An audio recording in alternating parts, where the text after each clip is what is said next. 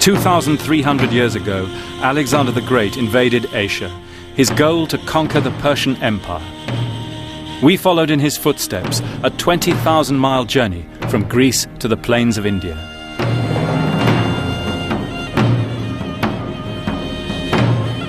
By the 5th year of the war, Persia had fallen, and the Persian king had been killed.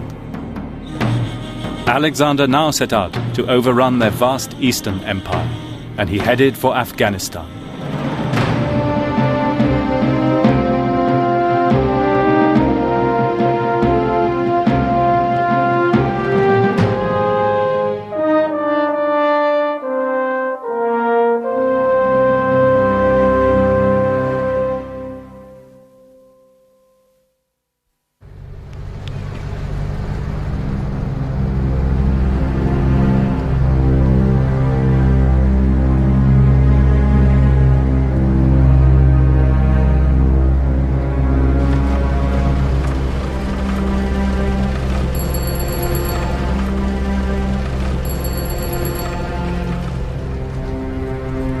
Kabul, Afghanistan.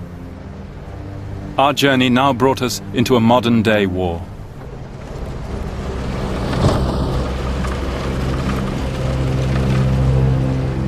A crossroads on the ancient routes to India, Kabul has been a battleground for more than 2,000 years.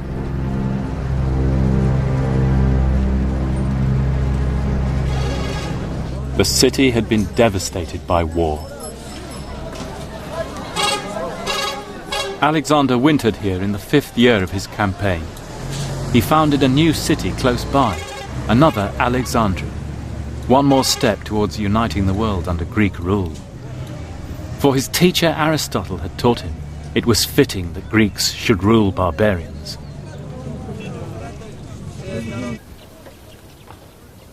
Settled with Greek and native colonists, Alexander's city would foster a remarkable mixed culture, Greek and Asiatic. I was hoping to see its treasures in Kabul Museum. But that rich legacy, the glass from Egypt, the ivories from India, Chinese lacquer, was all gone.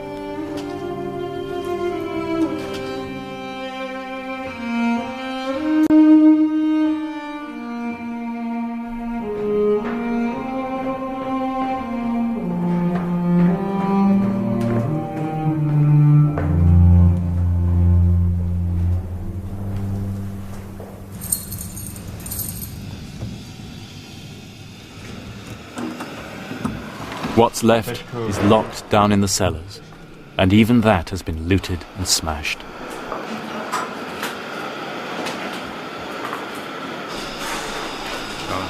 How did you feel when you saw this? وقتی که ما داخل موزیم شدیم بعد از مدت بسیار طولانی. When we saw all this, the museum director said, it was as if our mother and father had died. Our whole history was here. چرا که این آثاری که شما می‌بینید. Goodness me, look. The Buddhist head. Just look at that.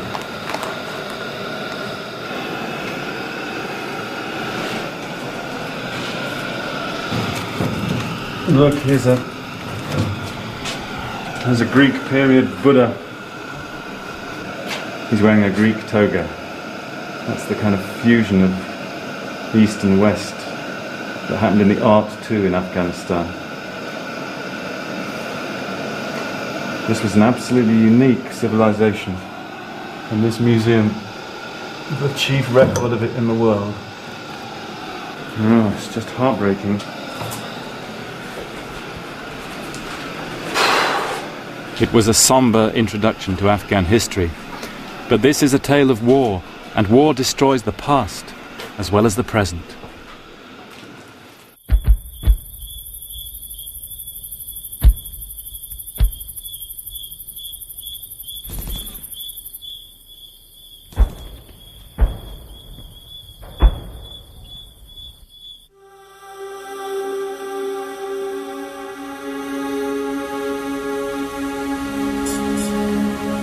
Now, we had no idea what to expect on the road ahead.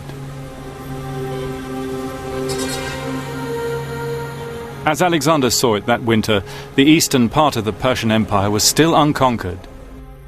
The Greek historian Arrian says a Persian nobleman, Bessus, had proclaimed himself king of Asia and was rallying resistance. It was Bessus who had murdered the previous king, Darius. Now he'd retreated north beyond the Hindu Kush mountains, thinking Alexander wouldn't try to cross till the snows had gone. Alexander took up the challenge.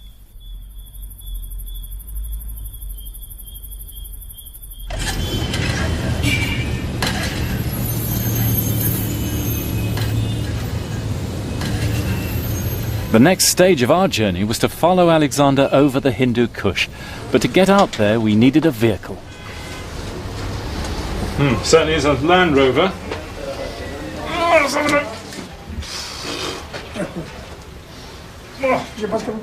So, do you think we'll get all the way up the Panjshir with this?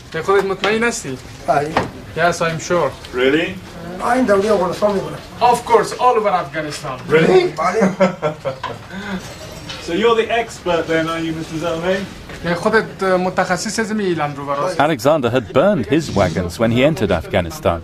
They slowed the army, they were always breaking down. So his troops crossed the country entirely on foot or horseback. Yes, this is especially made for the bad road of Afghanistan. B, B, C.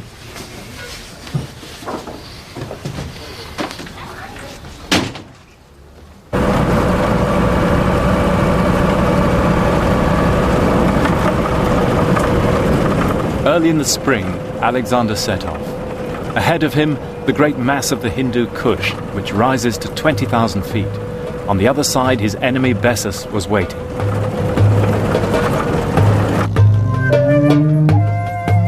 There were three main passes. Bessus expected Alexander to come the direct route, and he devastated the land there to deny Alexander supplies. But Alexander never did what was expected. He chose the longer eastern route and went up the Panjshir Valley, heading for the Khawak Pass. Travelling up the Panjshir Valley today, it's almost impossible to believe that a great army could have made its way through here. But they did. Throughout the whole of history, armies had to find a way over the Hindu Kush, and this tended to be the favourite route. Tamburlaine the Great, for example, came this way on his way from the Oxus to India in 1398. And your main problem, especially in the spring, was not the terrain, but was the cold, and especially the lack of food and provisions. And as it turned out, that was exactly the problem that Alexander faced.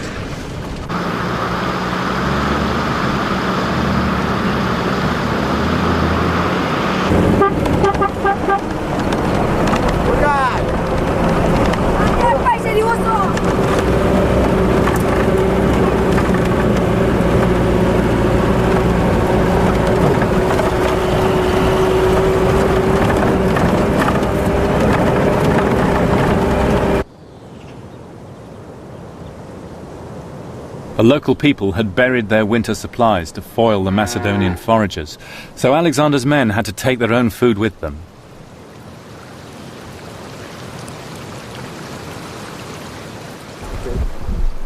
Okay, no, we put the bonnet down. Yeah. Shut up, let's do that. You guys want to come and push? Our Land Rover soon began to struggle. Alexander had been right. Wheeled vehicles can be a liability on these roads. Handbrake off. 1, 2, 3.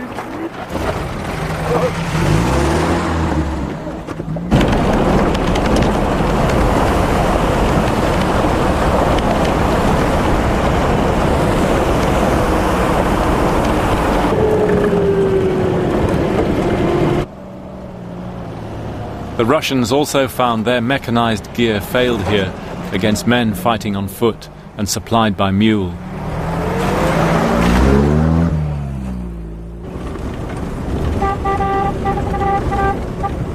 Eventually, our Land Rover would go no further. Davey, can you hear me? We've developed a very bad clonking noise suddenly. It sounds as if it could be the half shop. So we're going to pull in, okay?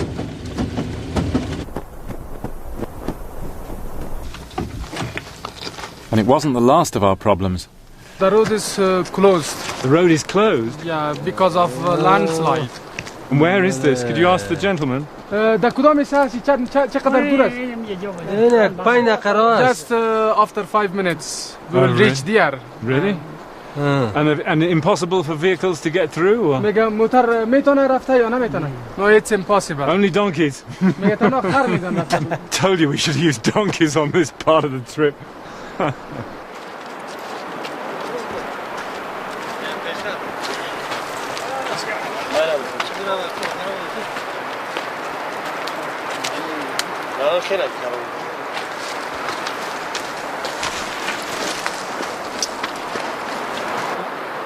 How long do you think it will take a bulldozer to clear it? Bulldozer 1 hour. 1 hour? Yes, 1 hour. 1 hour, I'm not half hour. Yes, but then they have to build the road again. Oh. Look, the road has gone. We were obviously here for the night, so we went back to the nearest village.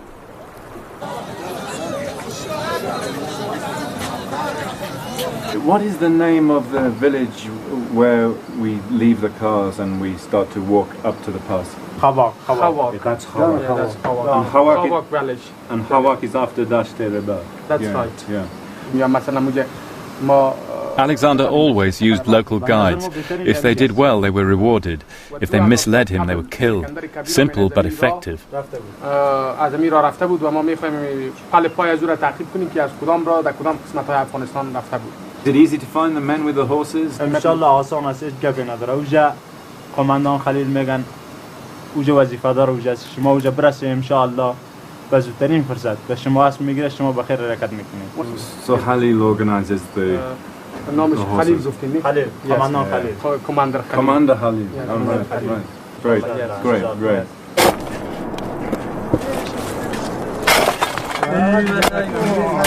Afghanski. Oh, sorry.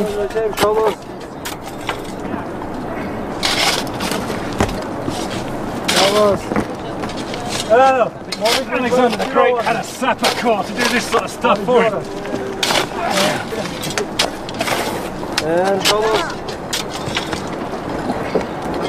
In fact, Alexander's sappers and engineers are one of the keys to his speed of movement. They did this kind of job for him all the way to India.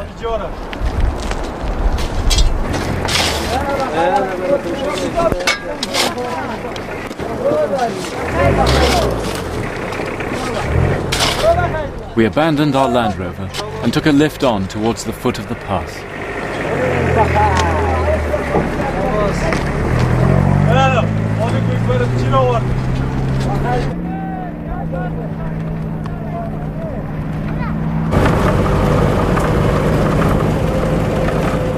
The track began to rise now. We passed travellers walking in long zigzags up the hillsides. It was easy to imagine the Macedonians doggedly trudging forward.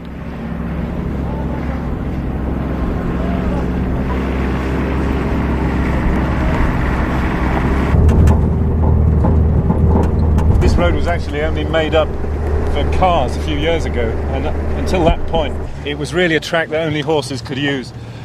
And although Alexander's army must have been able to come along the river valley in those wide open spaces in the early part of the Panjshir, here they would have been single file. So it would have taken them hours to pass any given point. And the army must have stretched for 10 miles, who knows, maybe all the way back down the Panjshir, which explains why it took 17 days to cross.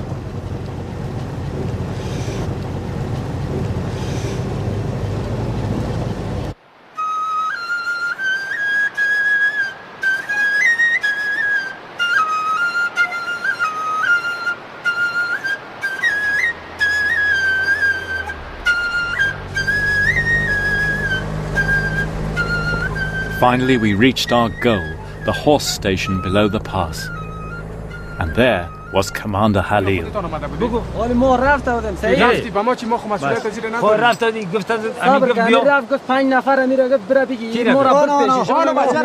It's a bit like the Wild West out here, and for a moment the atmosphere seemed threatening. How much does it cost per horse to take a horse over from here in Al Khawak all the way to Andara over the pass? میگه از اینجا تا خود خواواکه همون کوتل خواواکه که اسب از اینجا امروز ما بره پس به قیمتش چند است یا تا اونجا چند است پس میاد چند است چه قسم شما آمی تو خواهو خوبه چند میبره خب تو ول ناردیم Don't tell me he doesn't know. پس یعنی 60 است مگنی 60 است نسبت شما ما کم It's the price of per horse is 60,000 Afghani. Okay. But you're our guest. We will give you discount 50,000 Oh, that's very Afghani per kind. horse. That's very kind. And two armed men will escort you to the top of pass. That's very That's kind. for your safety. Thank you very much indeed. بسیار Teshko. خوش هستیم که شما را یعنی با Okay. ما خدمت We loaded up.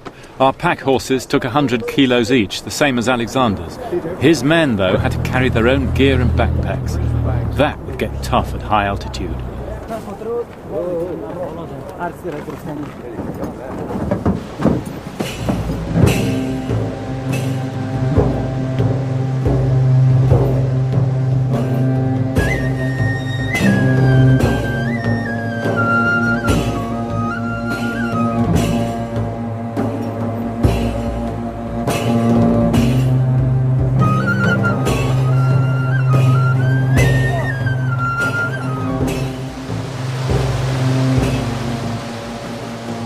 All along the route, to my surprise, we saw people.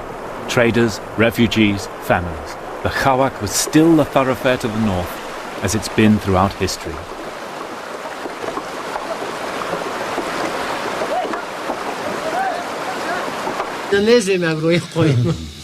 چطور کار اینجا خوب است خراب است کار خوب است خوب است بسیار پیسه گرفتی That night we ate with the local commander. He recognized our cameraman, Peter, who'd covered the war with the Russians. We were the first Westerners through here since then. On Alexander's march, the Greeks said, the people here had never seen foreigners before.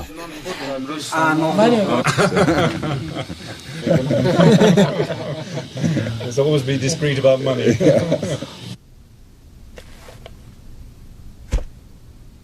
As Arian says, Alexander's mind was now totally concentrated on defeating Bessus.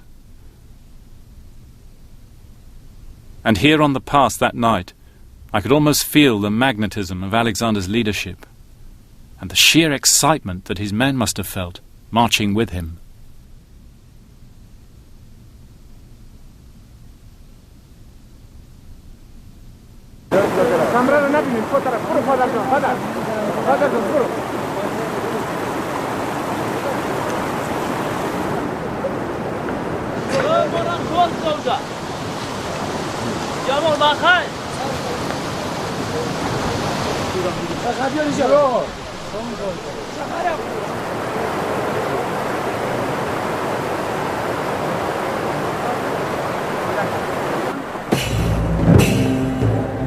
Next day, the track went higher, the air was thinner, and the land more barren.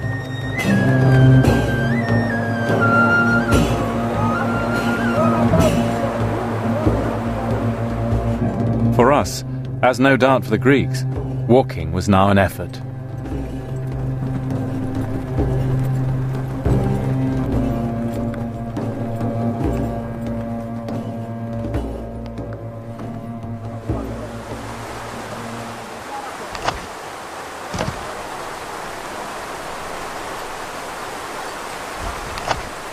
As the crossing went into its second week, they ran out of grain and started killing the pack animals for food.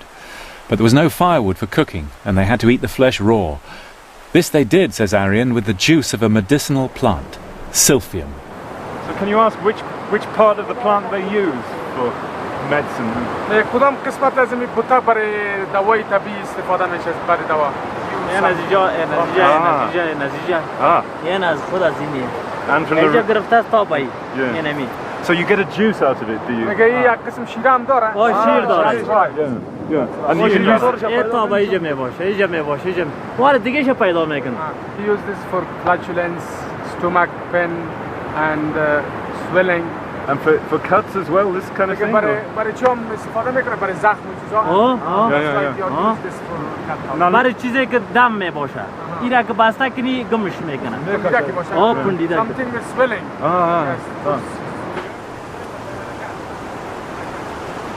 It's a tiny detail, but just imagine it. Cold water, raw horse meat, and the bitter juice of the silphium.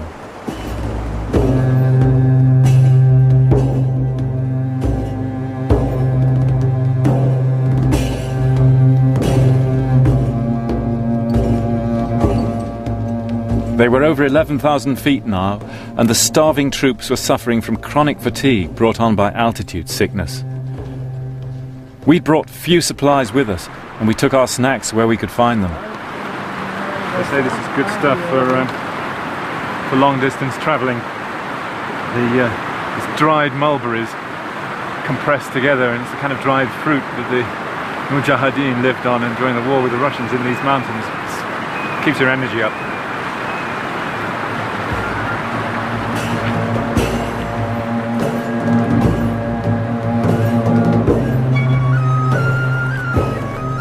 At such times, Alexander was inspirational. He'd run up and down the column, cheering the men, giving a helping hand, lifting those who'd fallen, unflagging.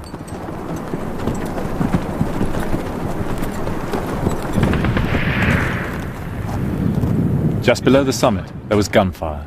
Our guards raced off. There were bandits ahead.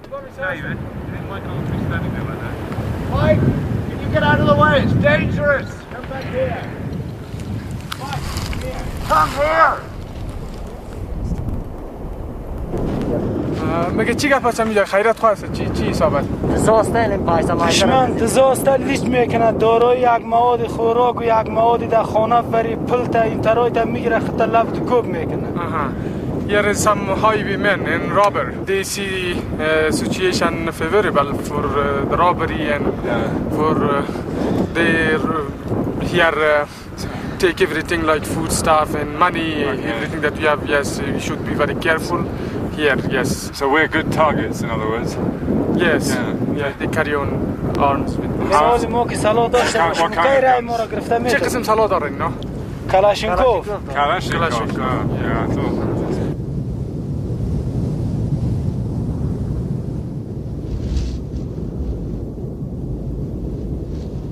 Half an hour later, we got the all clear. Oh, chop! Chop!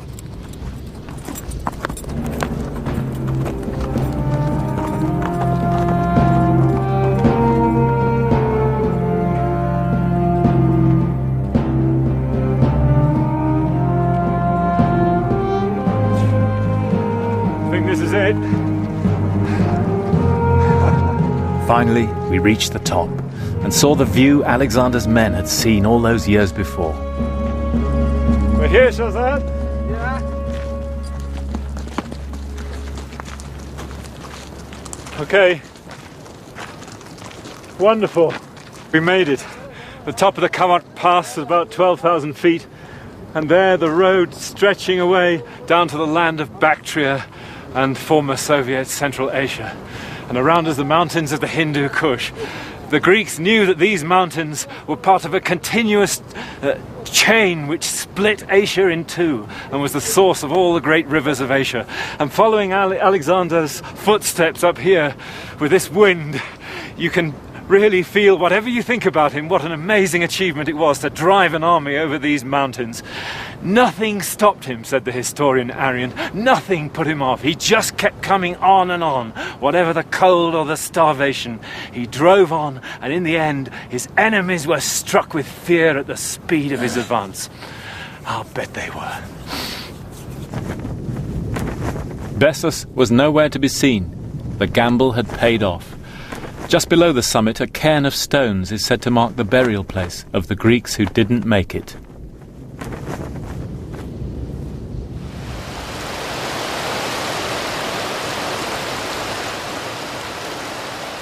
On the other side of the Hindu Kush, in northern Afghanistan, they found good fishing in the rivers. There were big herds of livestock too.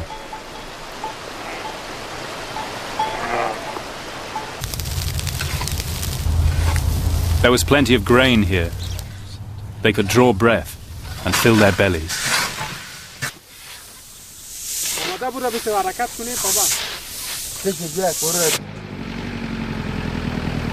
We, though, were still travelling through a civil war. We now had to cross the lands of the local warlord, and there was the tricky matter of a front line to negotiate.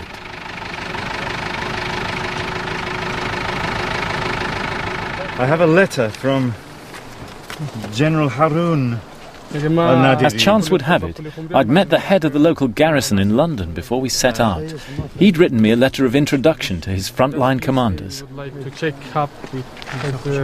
Okay. You are most welcome to Pulikhumbi. Oh, thank you very much indeed. Thank you. Okay, I'll wait then.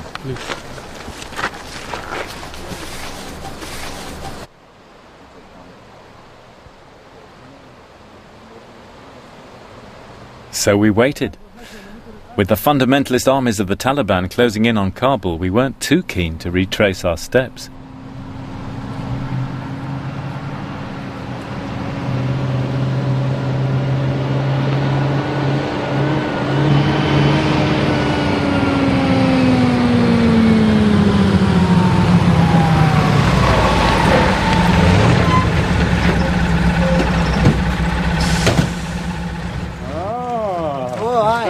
Welcome to my country, to my province. It's very nice to see you. Nice to see you. Very nice I told you when I was in London I would finally get here. Welcome to my country.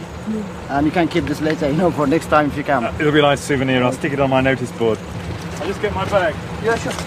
Come on. We'll welcome back to you. Okay. Harun's career has had its ups and downs. He once delivered pizzas in Pennsylvania. Then he was summoned home by the family to a very different life.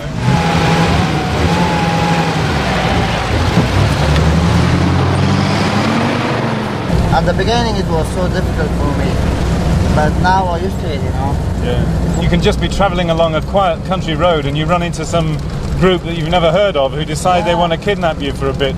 Of course, yeah. But there's, what I believe that, this time of life is in Afghanistan is more risky than the 16 years ago, than the beginning of the revolution. Yeah. So is your life in danger frequently here? Of course, yes. This country, even your life is in danger when you come to this country. Alexander, though, met no resistance. The people of this part of Bactria, the Greeks said, are prosperous. They grow grapes here and have all manner of fruits. It was a little haven.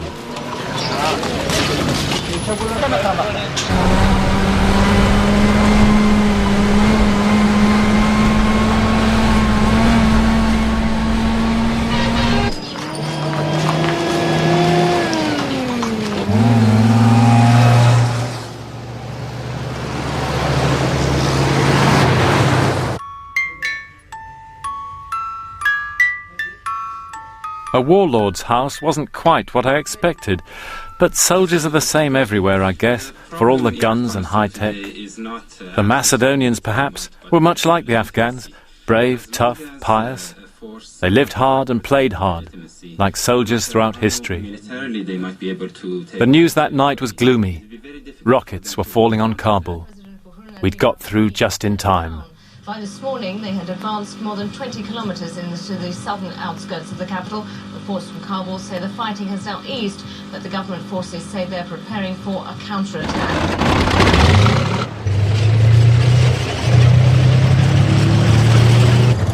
Next day, as we got ready to head north, Harun's tanks were rumbling through the streets.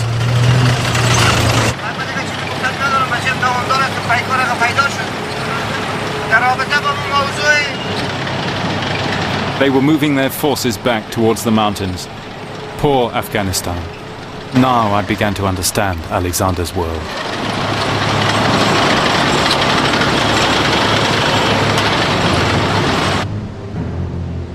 We hired a battered Russian pickup and drove on in Alexander's tracks. Bessus was on the run, and Alexander pursued him like a hunter towards the river Oxus, which divides Afghanistan from Central Asia.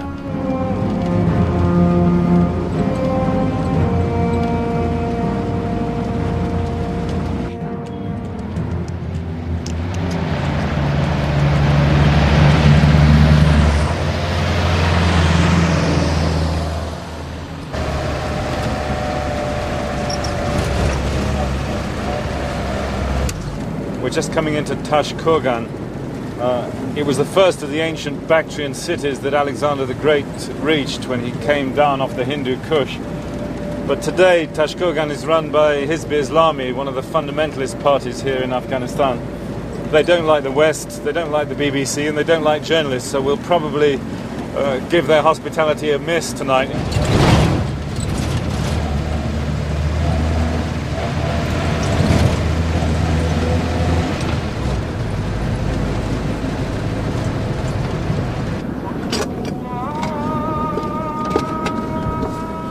تو چهار تا و پنج تا دیگه کل مردم نیست دیگه بالا تا نه بالا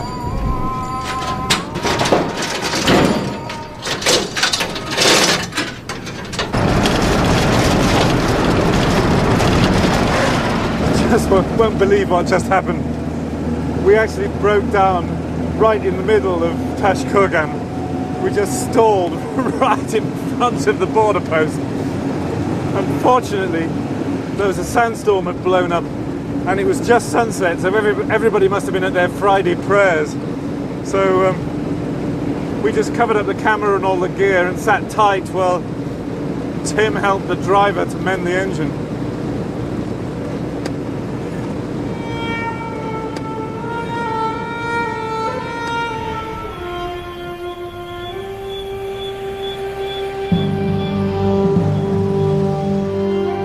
It was summer now, and Alexander was racing for the river Oxus. The road goes through a wasteland covered by moving sand dunes, just as the Greeks describe. But they weren't carrying enough water, and they lost their way.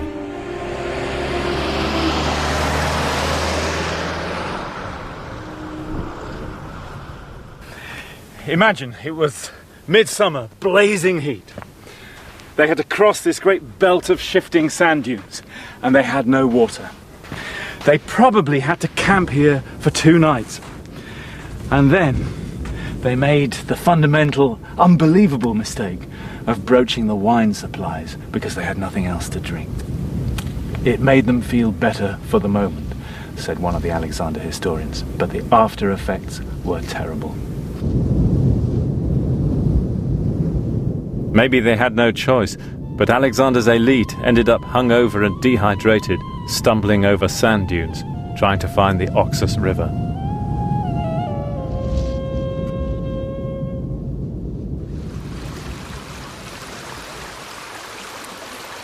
The Greeks reached this place just about the same time of the day, late afternoon, early evening. And when they saw the river, the troops were so thirsty that they all piled down to the riverbanks and just started drinking. And there were a lot of deaths due to over-consumption of the water of the river, which isn't particularly good, apparently. In desperation, Bessus had burned all the riverboats, but Alexander made rafts from tents stuffed with straw and ferried his troops across in 5 days. Bessus was running out of places to hide.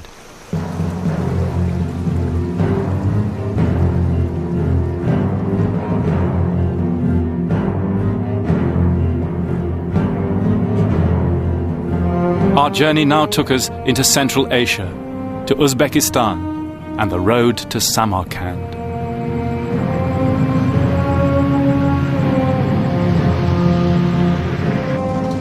Despite the intense heat, Alexander advanced relentlessly. Then, a very strange thing happened. Somewhere on this road, Alexander came to a small town.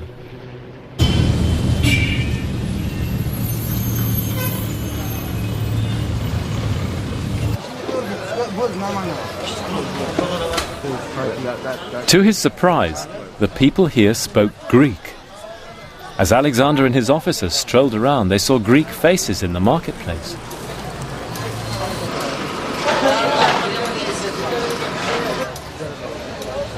The townspeople had quite a tale to tell.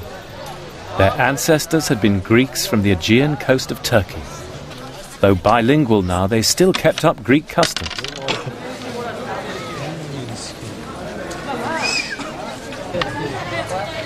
But they had a dark secret.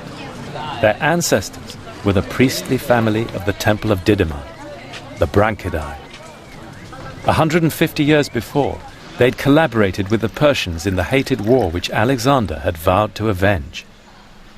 So what would Alexander do now?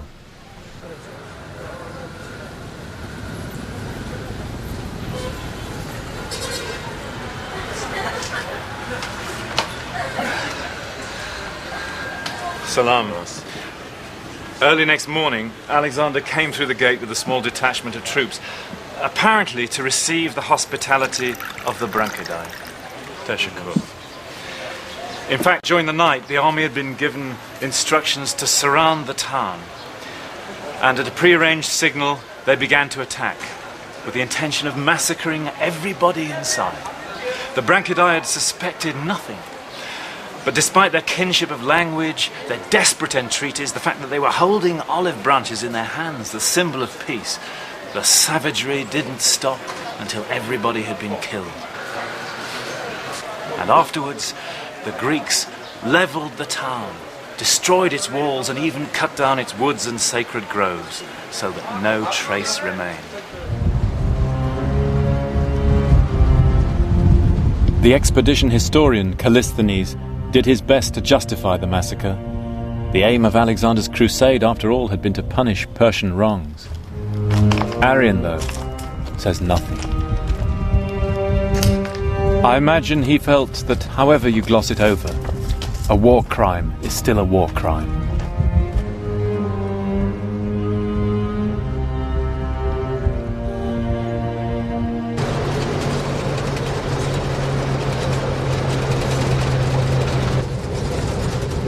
Alexander now received word that support for Bessus was crumbling in the face of the Macedonians' lightning advance. Alexander sent his general Ptolemy on ahead to arrest him. The last resistance in the Persian Empire, he thought, had now collapsed. Ptolemy left Alexander behind, pushed on as fast as he could up this road towards Samarkand with light-armed cavalry. He did a 10-day march in 4 days. This kind of heat, summer heat, really hard men. Bessus' supporters were just terrified. They turned him over to the Greeks. When Alexander arrived, he was standing by the roadside, humiliated, naked, in a wooden dog collar. Bessus met a gruesome end. His nose and ears were cut off, and he was sent back to Persia to be impaled. The Persian punishment for traitors.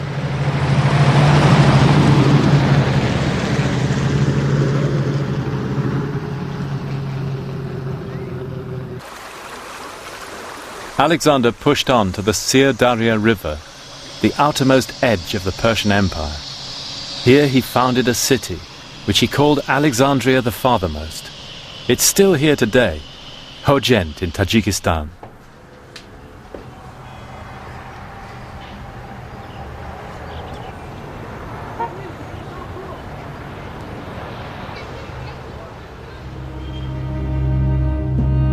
To understand why he stopped here, we have to imagine the world as he saw it. As far as he knew, he was near the northern edge of the world here. Beyond the Sir Daria lay only a belt of arid plains as far as the great ocean which encircled the earth. There was no point in going any further. To mark his northern limit, Alexander built altars to his favourite god Dionysus, perhaps on the very spot where now there's a great statue of Lenin. Monument to another tide of history which has come and gone.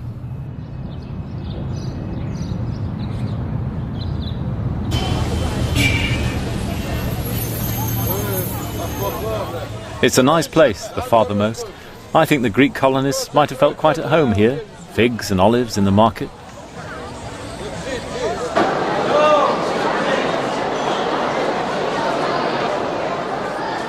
Alexander said he hoped the town would one day become rich and famous. Perhaps he remembered the words of his teacher Aristotle, that civilization will only thrive on cities and trade.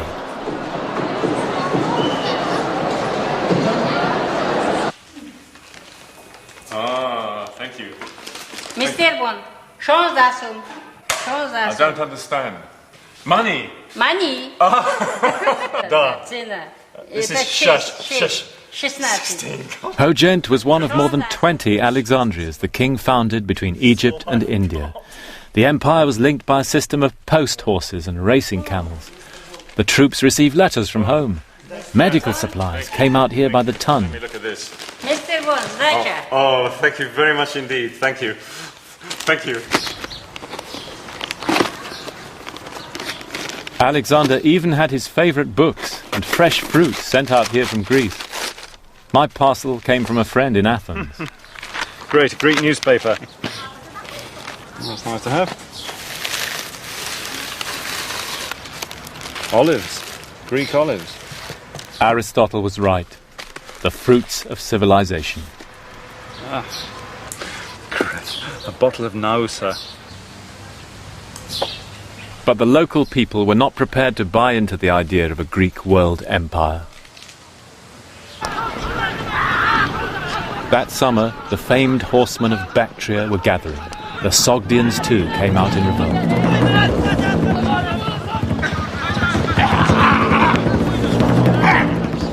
For 2,000 years or more, they bred the finest horses in Asia here, and they fought the kind of war Alexander had not prepared for. No battles, just hit and run. You can imagine what he was up against when you see them play buzkashi. And this is just a game.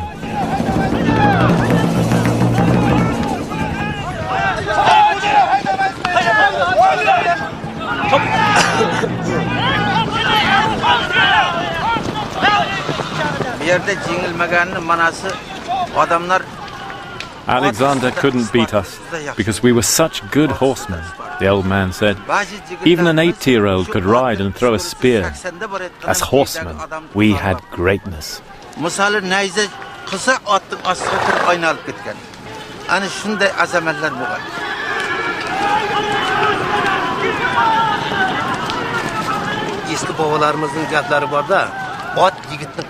Our forefathers used to say, the horse is the wings of the man.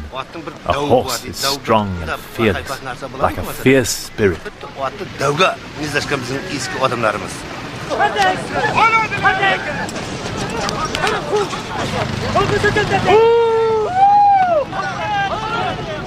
In heavy fighting, Alexander was seriously wounded in the head and throat and lost both sight and speech. Worse was to follow. A Macedonian column was wiped out near Samarkand, their first defeat in 30 years.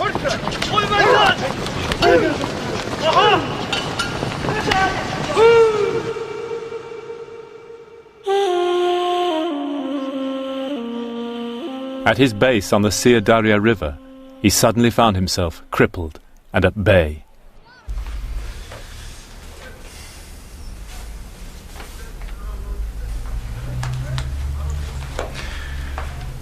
Alexander was now one of the lowest points in his entire career. Surrounded by enemies, he was suffering from a leg wound, he had malnutrition, dysentery coming on.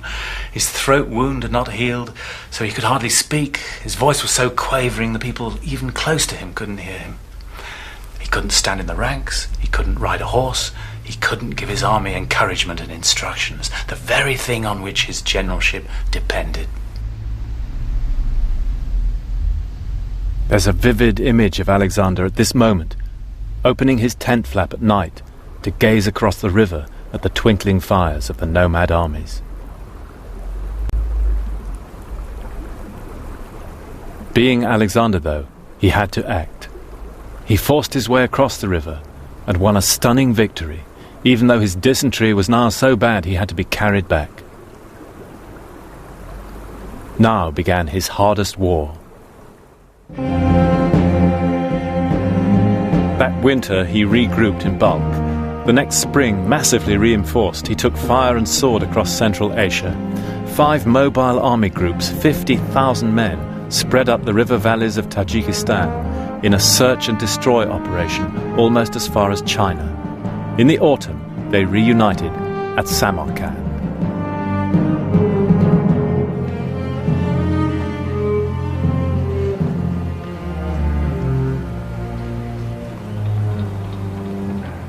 Samarkand, the most famous and glamorous city on the Silk Route.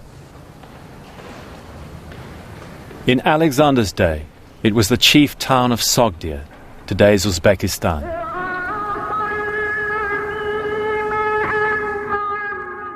Here, that September, took place one of the most fateful incidents of Alexander's life.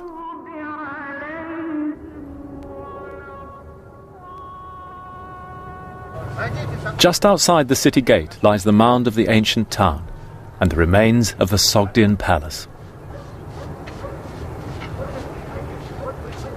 One night, Alexander held a banquet here.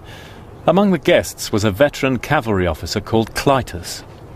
One of Alexander's father's generation, Clitus had saved Alexander's life back in the early days.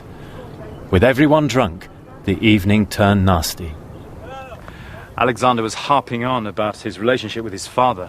Clearly felt very embittered and competitive. It's real Freudian stuff. My father never gave me the credit for my part in his victories, he said. Bore me ill will and jealousy. Clitus, who was one of the old guards, stood up. He said, "Everything you have achieved was based on what your father did. In fact, your father's achievements are far greater than yours. And he won them fighting men, not women." At this point, Alexander, who'd been relatively calm and unruffled, flew into a rage.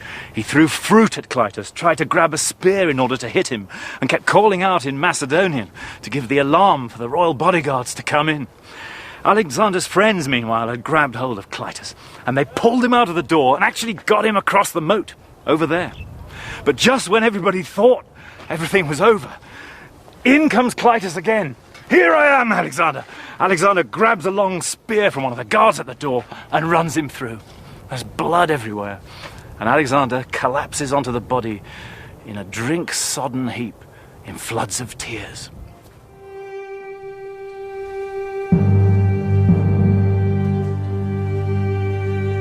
Some said Clitus got what was coming to him, and the king now suspended freedom of speech.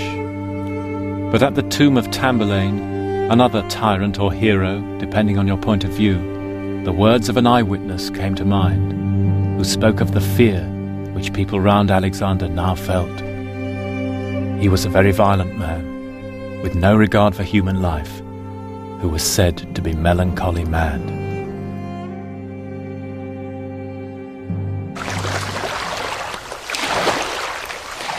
Meanwhile, Alexander had still not crushed the Central Asian revolt. The ringleaders were holding out in the rugged mountains on the Tajik-Uzbek border. With their wives and children, they'd taken refuge on an inaccessible peak known as the Sogdian Rock. But where was the rock? It's never been found.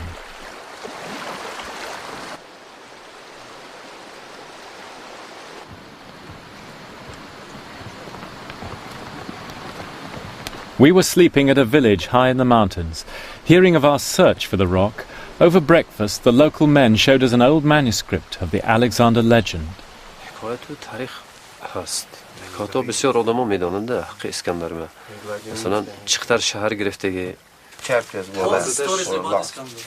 There were old traditions, they said, that Alexander had come this way, and that the lost citadel of Sogdia lay in the mountains close by. Stories like this are 10 a penny in these parts, where you'll find Alexander's legend everywhere. But my ears pricked up when they began to tell us about a mountain, a day's walk from their village.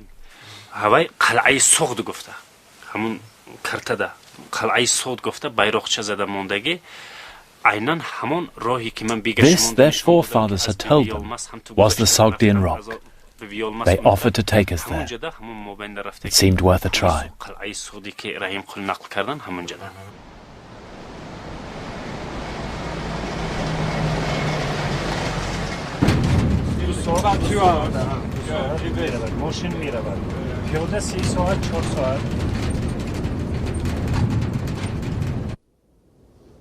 The mountain lies right in the heart of ancient Sogdia.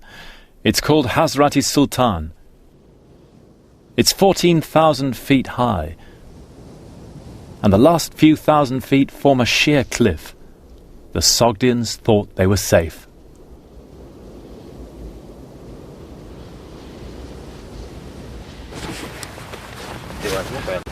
Alexander was about to give up, attempting to seize the Sogdian rock. But one of the ambassadors who came down from the Sogdians irritated him so much, Arian says, that he had to go on and seize it in pursuit of glory. The ambassador simply said, in response to Alexander's demand for them to surrender, "Just find soldiers who can fly. Nobody else is going to be of any concern to us." Alexander asked for volunteers with experience in mountain climbing. 300 men came forward, herdsmen from the Macedonian uplands. They took ropes, made pitons from iron tent pegs. The climb was difficult enough for our local guides, but Alexander's men did it at night, on the back face where they wouldn't be seen.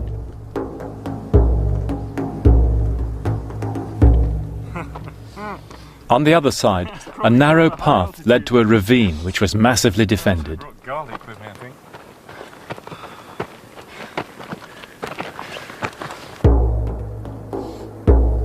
32 of Alexander's climbers died on the rock. زیارت می آمده که میلیون هر ساله در وقت زیارت آدم‌ها همین کوی تابت در دین وقتی دین زردوشی همینجا زیارت جا بوده.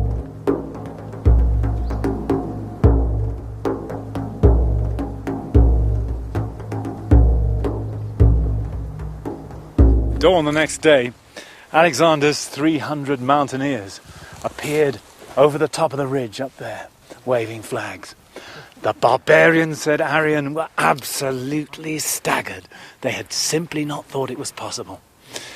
Alexander's herald rushed up to their front line and shouted across to them. "You better surrender now," he said. "You see, I found the soldiers who could fly."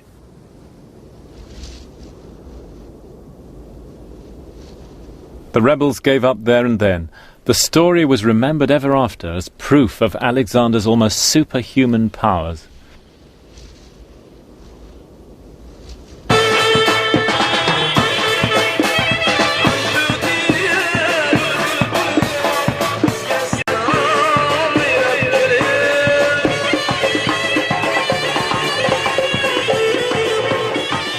But now comes the most amazing twist in the tale. For a peace was finally broken, not through war, but through love. At least, that was how the Greeks told it.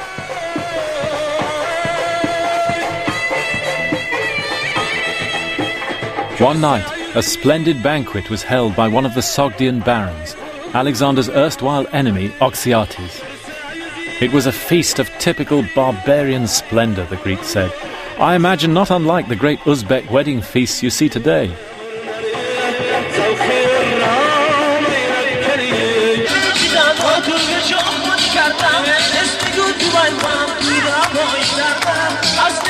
At the feast was the Baron's beautiful daughter, Roxanne, Little Star.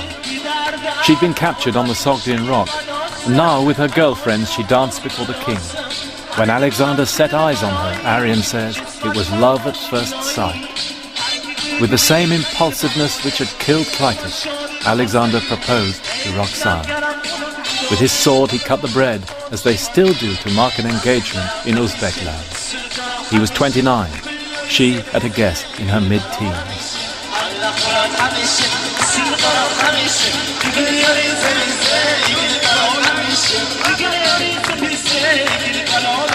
His friends were staggered, to put it mildly. He'd had a relationship with a woman before, but his real intimacies, emotional and physical, had been with men.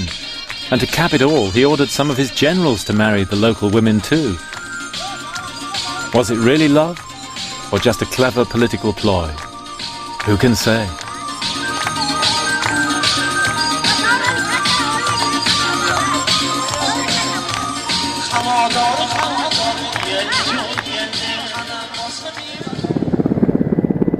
Alexander's marriage with Roxanne sealed the conquest of Central Asia. He now returned with his new bride to Balkh in northern Afghanistan to prepare for the invasion of India. We flew there in a warlord's helicopter.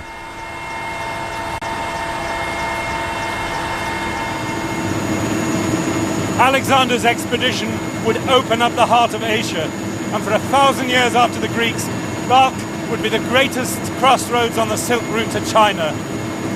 You can see its ruins below us, the walls stretching for 7 miles, with the remains of 100 Buddhist monasteries, Zoroastrian fire temples, and later Christian and Jewish settlements, and the huge mosques of the Muslim period. When the Arabs came here in the 7th century, they called it simply the Mother of Cities.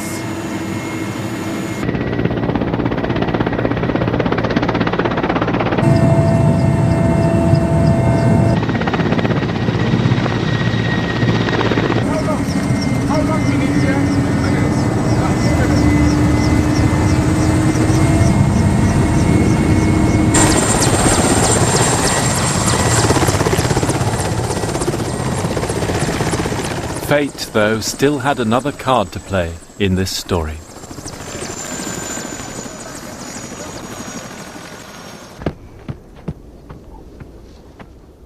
Here in Balkh, Alexander announced that he wished to be worshipped as a god, Persian style. You can imagine how that went down among the Macedonian veterans. And now, for the first time, there was a serious plot against Alexander's life.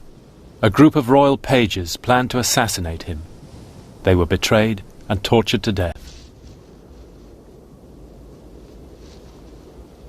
But the dissension over Alexander's divinity climaxed in a sensational falling out with the man who'd helped create Alexander's image, Aristotle's nephew, the historian Callisthenes.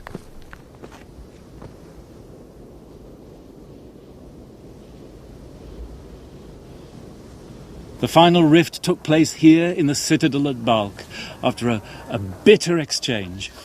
Callisthenes left the royal presence and turned to reiterate 2 or 3 times a single line from Alexander's favourite book, the Iliad. The line is this: "A better man than you by far was Patroclus, but still death did not spare him."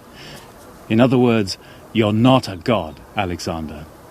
The king's response was predictably savage. Using the page's plot as a pretext, he arrested Callisthenes and had him tortured and crucified. Of all Alexander's deeds, it was said, this left the bitterest taste. For everyone agreed Callisthenes was innocent, yet he was brutally killed without trial. It was the act of a tyrant. And as Aristotle said, no one freely endures such rule. Alexander had already achieved more perhaps than he could have dreamed, but now the question was no longer his ability to do things, but whether his men would still follow him on into the unknown.